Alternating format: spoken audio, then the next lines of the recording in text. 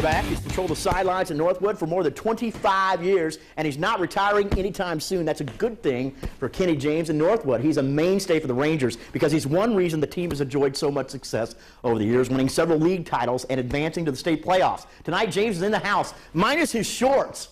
You wonder what I'm talking about? You'll find out as we go one-on-one.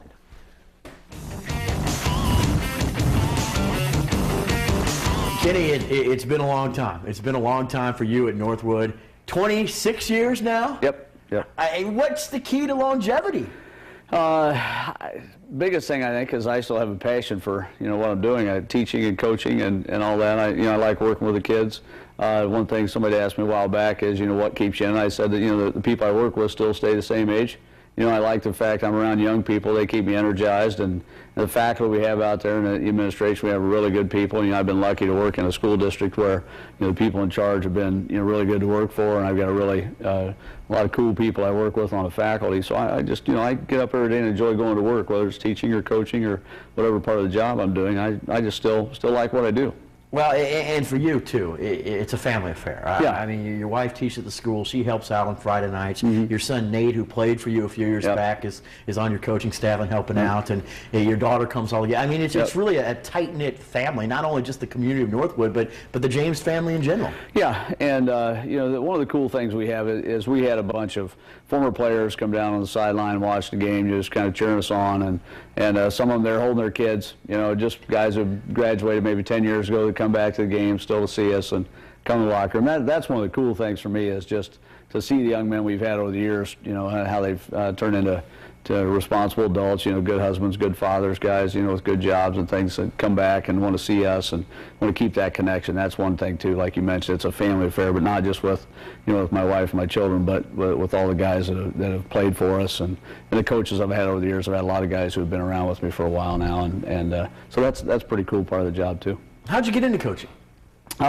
Actually, when I was younger, I wanted to be an architect. My high school coach, Chip Hollenbach, I don't know, thought that's coaching's an avenue I should take or should look into. So he kind of got me started on it, and once I got into it, just loved it. Once I got out of college and I started at Lima Central Catholic, and really enjoyed that. I was a tennis coach and assistant basketball coach for Bob Segerson, and it was an interesting job, let me tell you. I don't know if the tennis kids were real fond of me, because we kind of ran like football practice a little bit without the contact, the conditioning and all that. I don't think they liked that too well, but I enjoyed that, and I wanted to get into public school, and get a little more financial stability. I really enjoyed my time at LCC, but my wife Chris had gotten an English degree, and she worked at the Lima Art Association when we were down there, and she saw that I liked education. She decided she wanted to get into that as well. So we wanted to get near a bigger city, like a Toledo, where she could go to Bowling Green or UT, or down in Columbus, or somewhere where she could get near a state university and finish her teaching degree. So we ended up, just by accident, one of the guys I coached with in Lima knew a guy from Rossford and said the Northwood job was open. He didn't want to apply for it. I applied for it at the end of June, and about 3 days later, we were on the move. And we've been there ever since. Yeah, now nearly 3 decades later. Yeah. You've had so much success. I mean, you look back at your teams, and it's another good start to this year. Yeah. What is it about your coaching style, and what is it about the tradition of Northwood, or just the fact that you've been there so long? I guess the stability of having a head coach that's been there, that knows the kids, that knows the families. We work really hard at recruiting our own kids. I know the recruiting is always a dirty word in high school sports, but when we get to know the kids in our youth program, our youth teams play on Sunday. Me and several other coaches typically would show up at the youth at the youth games. We get to know those kids. We get to know the junior high kids. We're pretty closely connected to that. We've got a stabilized program from top to bottom. They run our system in the younger grades, and so the kids know what to expect. So it becomes a matter of plugging people into positions. It's a little easier to do when you know the kids.